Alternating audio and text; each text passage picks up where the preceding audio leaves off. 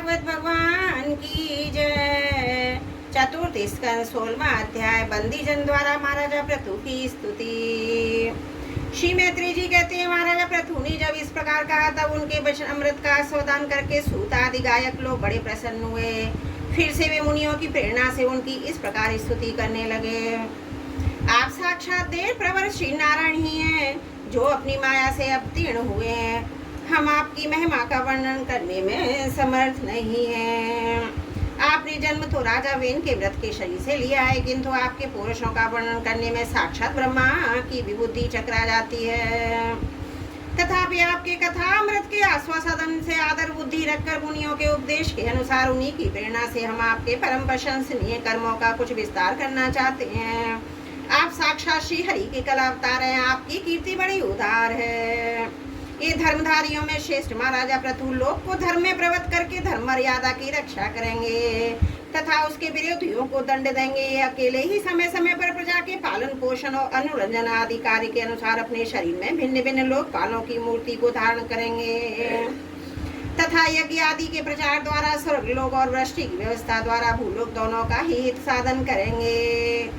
ये सूर्य के समान अलौकिक महिनान्वित प्रताप मानव समदर्शी होंगे। जिस प्रकार सूर्य देवता 8 महीने तपते रहकर जल खींचते हैं और वर्षा ऋतु में उसे उड़ेल देते हैं, उसी प्रकार ये कर आदि के द्वारा कभी धन संचय करेंगे और कभी उसका प्रजा के हित के लिए व्यय कर डालेंगे। ये बड़े दयालु होंगे। यदि कभी कोई दान पुरुष उसके मस्तक पर पैर भी रख देगा तो भी पृथ्वी के समान उसके इस अनुचित व्यवहार को भी सदा सहन करेंगे। कभी वर्षा न होगी, प्रजा के प्राण संकट में पड़ जाएंगे तो ये राजवेशधारी श्री हरि इंद्र की भांति उसे जल वर्षा कराना से इसकी रक्षा कर लेंगे। ये अपने अमृत में मुख चंद्र की मनोहर मुस्कान और प्रेम भरी चितवन से संपूर्ण लोगों को आनंद मग्न कर देंगे। इनकी गति को कोई समझ न सकेगा। इनके कार्य भी गुप्त होंगे तथा उन्हें संपन्न करने का ढंग भी बहुत गंभीर होगा। इनका धन सदा सुरक्षित रहेगा। ये अनंत महत्तम और गुणों के एकमात्र आश्रय होंगे। इस प्रकार मनुष्य पृथु साक्षात वरुण के ही समान होंगे। महाराजा पृथु बेन रूप अरणि के मंथन से प्रकट हुए अग्नि के समान है। शत्रुओं के लिए अत्यंत दुर्शय और दुसह होंगे।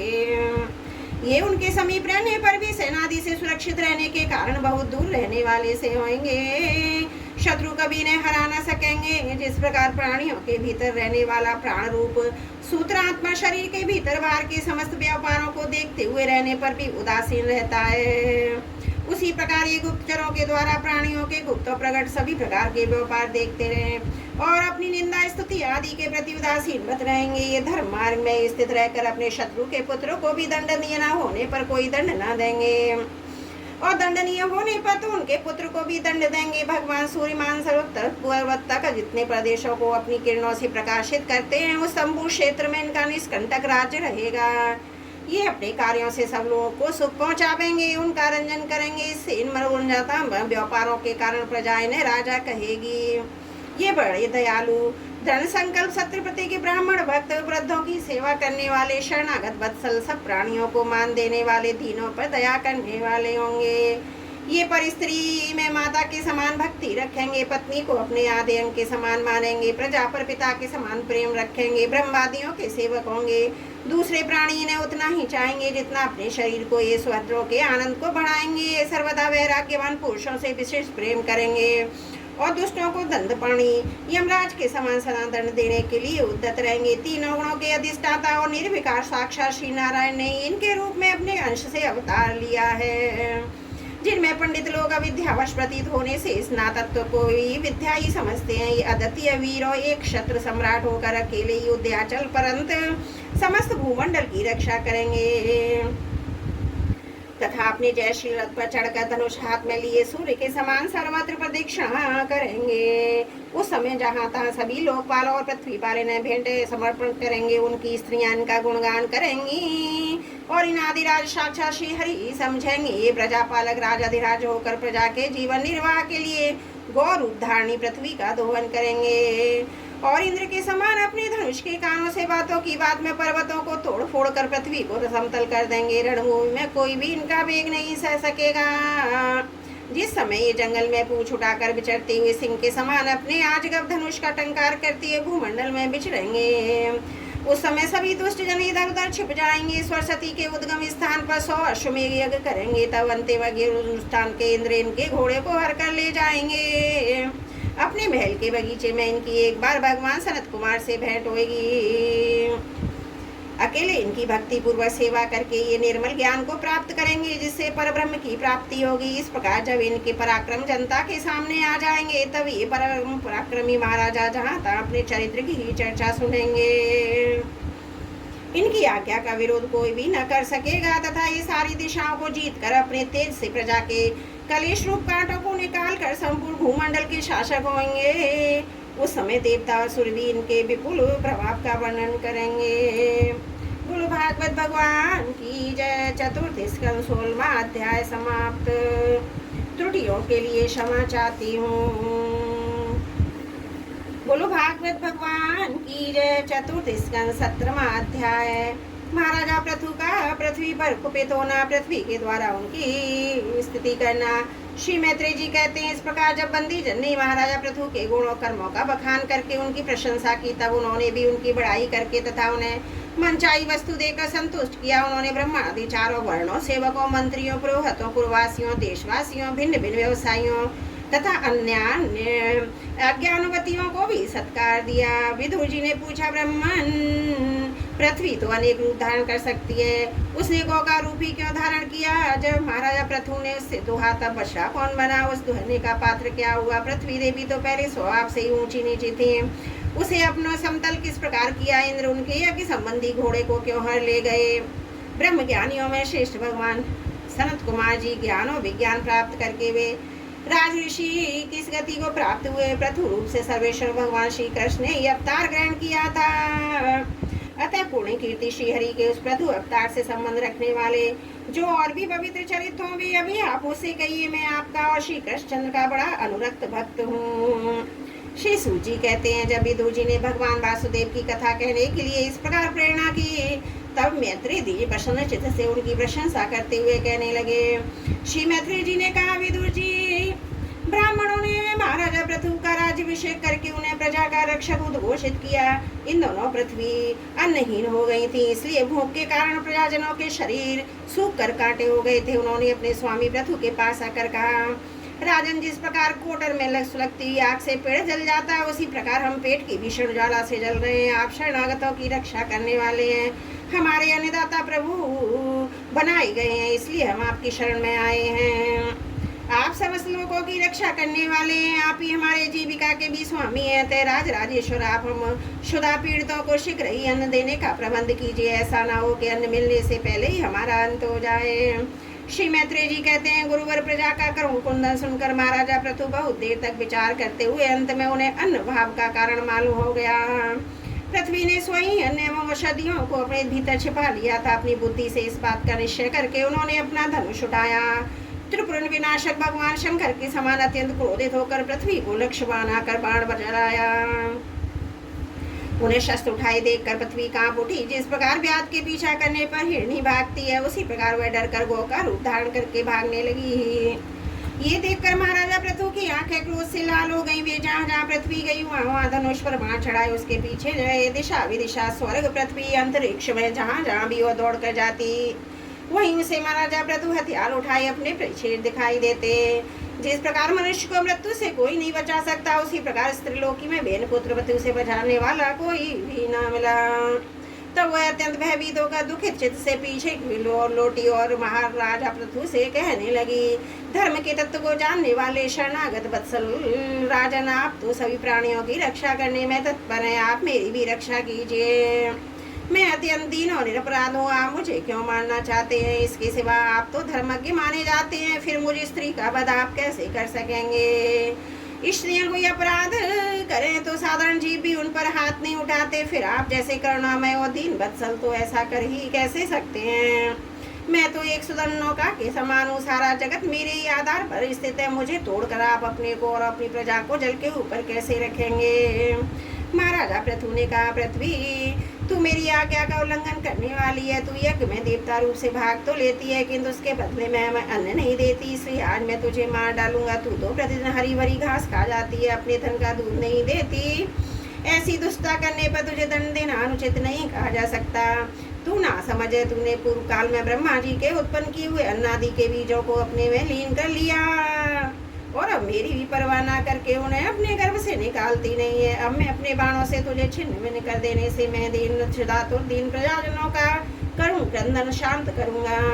जो दुष्ट अपना ही पोषण करने वाला तथा अन्य प्राणियों के प्रति निर्दय हुआ पुरुष, स्त्री अथवा नपुंसक कोई भी हो, उसका मानना राजाओं के लिए न मानने के लिए समान है। तू बड़ी गर्वीली मंदोदमत है। उस समय माया से बीगों का रूप बनाए हुए मैं बाणों से तेरे टुकड़े टुकड़े करके अपने योग बल से प्रजा को धारण करूंगा। उस समय महाराजा पृथुकाल की भांति क्रोधमयी मूर्ति धारण किए हुए थे। उनके शब्द सुनकर धरती कांपने लगी और उसने अत्यंत विनीत भाव से हाथ जोड़कर कहा। पृथ्वी ने कहा, आप साक्षात परम पुरुष हैं तथा अपनी माया से अनेक प्रकार के शरीर धारण कर गुण में जान पड़ते हैं। वास्तव में आत्मनोभ के द्वारा आप अधिभूत आध्यात्म आदि देव संबंधी अभिमान उससे उत्पन्न हुए राग द्वेष आदि से सर्वदा रहित हैं। मैं आपको बार बार नमस्कार करती हूँ। आप संपूर्ण जगत के विधाता हैं। आपने ही त्रिगुणात्मक सृष्टि रची है, मुझे समस्त जीवों का आश्रय बनाया है। आप सर्वदा स्वतंत्र है प्रभु। जब आप ही अस्त्र शस्त्र लेकर मुझे मारने को तैयार हो गए, तब मैं और किसकी शरण में जाऊं। कल्प के आरंभ में आपने अपने आश्रित रहने वाली अनिर्वचनीय माया से इस चराचर जगत की रचना की थी और उस माया के द्वारा आप इसका पालन करने के लिए तैयार हुए हैं। आप धर्म परायण है, फिर भी मुझको रूप धारणी को किस प्रकार मानना चाहते हैं। आप एक होकर भी मायावश अनेक रूप जान पड़ते हैं तथा आपने स्वयं ब्रह्मा को रचकर अपने विश्व की रचना कराई है। आप साक्षात सर्वेश्वर हैं। आपकी लीलाओं को अच्छे इंद्रिय लोग कैसे जान सकते हैं। उनकी बुद्धि तो आपकी दुर्जय माया से विक्षिप्त हो रही है। आप ही पंचभूत इंद्रिया, उनके अधिष्ठाता देवता बुद्धि अहंकार रूप अपनी शक्तियों के द्वारा क्रमशः जगत की उत्पत्ति स्थिति और संहार करते हैं। भिन्न भिन्न कार्यों के लिए समय समय पर आपको शक्तियों का आविर्भाव तिरोभाव हुआ करता है। आप साक्षात परम पुरुष और जगदिदाता हैं। आपको मेरा नमस्कार है। अजन्मा प्रभु, आप ही अपने रचे हुए भूत इंद्रिय अंतकरण रूप जगत की स्थिति के लिए आदि बराह रूप होकर मुझे रसातल से जल के बाहर लाए थे। इस प्रकार एक बार तो मेरा उद्धार करके आपने धराधर नाम पाया था। आप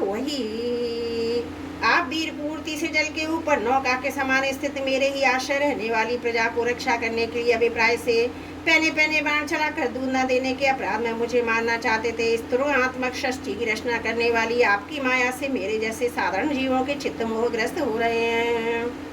मुझ जैसे लोग तो आपके भक्तों की लीलाओं का भी आशय नहीं समझ सकते। फिर आपकी किसी क्रिया का उद्देश्य न समझें तो इसमें आश्चर्य ही क्या है।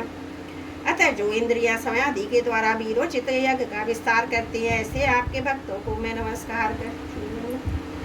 बोलो भागवत भगवान की जय। चतुर्थ स्कंद 17वां अध्याय समाप्त। त्रुटियों के लिए क्षमा चाहती हूँ। बोलो भागवत भगवान की जय। चतुर्थ स्कंद 18वां अध्याय पृथ्वी दोहन। श्री मैत्री जी कहते हैं, विदुर जी उस समय महाराजा पृथु के होठ क्रोध से कांप रहे थे। उनकी इस प्रकार स्तुति कर पृथ्वी ने अपने हृदय को विचार पूर्वक समाहित किया और डरते डरते उनसे कहा, प्रभु आप अपना क्रोध शांत कीजिए और मैं जो प्रार्थना करती हूँ उसे ध्यान देकर सुनिए। बुद्धिमान पुरुष भ्रमर के समान सभी जगह से सार ग्रहण कर लेते हैं। तत्वदर्शी मुनियों ने इस लोक और परलोक में मनुष्यों का कल्याण करने के लिए कृषि अग्निहोत्र आदि बहुत से उपाय निकाले और काम में लिए। उन प्राचीन ऋषियों के बताए उपायों का समय भी जो पुरुष श्रद्धा पूर्वक भली भांति आचरण करता है सुगमता से अभिष्ट फल प्राप्त कर लेता है, परंतु जो अज्ञानी पुरुष उनका अनादर करके अपने मन कल्पित उपायों का आश्रय लेता है उसके सभी उपाय और प्रयत्न बार बार निष्फल हो जाते हैं। राजन, पूर्व काल में ब्रह्मा जी ने जिन धान्य आदि को उत्पन्न किया था, मैंने देखा कि यमी नियम आदि व्रतों का पालन न करने वाले दुराचारी लोग ही उन्हें खाए जा रहे हैं। लोक रक्षक आप राजा लोगों ने मेरा पालन और आदर करना छोड़ दिया, इसलिए सब लोग चोरों के समान हो गए। इसी से यज्ञ के लिए औषधियों को मैंने अपने में छिपा लिया। अब अधिक समय हो जाने से अवश्य वे धान्य मेरे उदर में जीर्ण हो गए। आप उन्हें पूर्वाचार्यों के बतलाए हुए उपाय से निकाल लीजिए। लोकपालक वीर, यदि आपको समस्त प्राणियों के अभिष्ट एवं बल की वृद्धि करने वाले अन्न की आवश्यकता है तो आप मेरे योग्य बछड़ा दोहन मात्र धोने वाले की व्यवस्था कीजिए। मैं इस बछड़े के स्नेह से पिलाकर दूध के रूप में आपको अभी अविष्ट वस्तुएं दे दूंगी। राजन, एक बात और है, आपको मुझे समतल करना होगा जिससे कि वर्षा ऋतु बीत जाने पर भी मेरे ऊपर इंद्र का बरसाया हुआ जल सर्वत्र बना रहे। मेरे भीतर की आर्द्रता सूखने न पाए, आपके लिए बहुत मंगलकारक होगा। पृथ्वी के कहे हुए प्रिय हितकारी वचन स्वीकार कर महाराजा पृथु ने स्वाभम मनु को बछड़ा बना अपने हाथ ही समस्त धान्यों को धो लिया। पृथु के समान अन्य बेहजन भी सब जगह सार ग्रहण कर लेते, अतः उन्होंने भी पृथु जी के द्वारा वश में की हुई वसुंधरा से अपनी अपनी अविष्ट वस्तुएं धो डाली। ऋषियों ने बृहस्पति जी को बछड़ा बनाकर इंद्रिय वाणी मन और श्रोत्र इस रूप पात्र में पृथ्वी देवी से वेद रूप पवित्र दूध दहा। देवताओं ने इंद्र को बछड़े के रूप में कल्पना कर सुवर्ण पात्र में अमृत वीर मनोबल ओज इंद्रिय बल और शारीरिक बल रूप दूध दहा। दैत्यो दानव असुर श्रेष्ठ ब्रह्म प्रहलाद जी को वत्स बनाकर लोहे के पात्र में मदरास अवताड़ी आदि रूप दूध दुहा। गंधर्व अप्सराओं ने विश्वासुर को बछड़ा बनाकर कमल रूप पात्र में संगीत माधुर्य धुरंधर रूप दूध दुहा। श्राद्ध के अधिष्ठाता महाभाग पितृगण ने अर्म नाम के पितृशर को वस्त्र बनाया और मिट्टी के कच्चे पात्र में श्रद्धा पूर्वक कव्य पितरों को अर्पित किया जाने वाला अन्य रूप दूध दुहा। फिर कपिल देव जी को बछड़ा बनाकर आकाश रूप पात्र में सिद्धों ने अणिमादि अष्ट सिद्धि और विद्याधरों ने आकाश वन आदि विद्याओं को दुहा। किम पुरुषादि अन्य मायाएं भी ने मैदान को बछड़ा बनाया और अंतर ध्यान होना विचित्र रूप धारण कर लेना और संकल्पमयी माया को दुग्ध रूप से दुहा। इसी प्रकार यक्ष राक्षस तथा भूत विषय आदि मांसाहारियों ने भूतनाथ रुद्र को बछड़ा बनाकर कपाल रूप पात्र में रुद्रा स्वरूप दूध दुहा। बिना फन वाले सांप नाग विषु आदि विषैले जंतुओं ने तक्षक को बछड़ा बनाकर मुख रूप पात्र में विष रूप दूध दहा। पशुओं ने भगवान रुद्र के वाहन बैल को वत्स बनाकर वन रूप पात्र में तृण रूप दूध दुहा। बड़ी बड़ी दाढ़ों वाले मांस पक्षी जीवों ने सिंह रूप बछड़े के द्वारा अपने शरीर रूप पात्र में कच्चा मांस रूप दूध दुहा। गरुण जी को वत्स बनाकर पक्षियों ने कीट पतंग आदि चरो फल आदि अचर पदार्थों की दूध दुहा।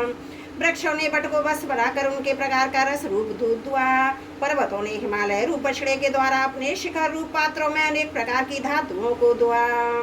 पृथ्वी तो सभी अविष्ट वस्तुओं को देने वाली है, इस समय पृथ्वी जी के अधीन थी, अतः उससे सभी ने अपनी अपनी जाति के मुखिया को बछड़ा बनाकर अलग अलग पात्रों में भिन्न भिन्न प्रकार के पदार्थों को दूध के रूप में धो लिया।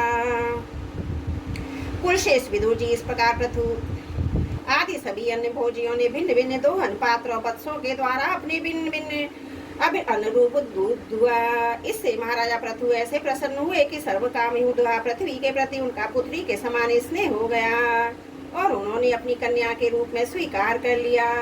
फिर राजा धीराज पृथु ने अपने धनुष की नोक से पृथ्वियों को तोड़कर इस सारे भूमंडल को प्राय समतल कर दिया।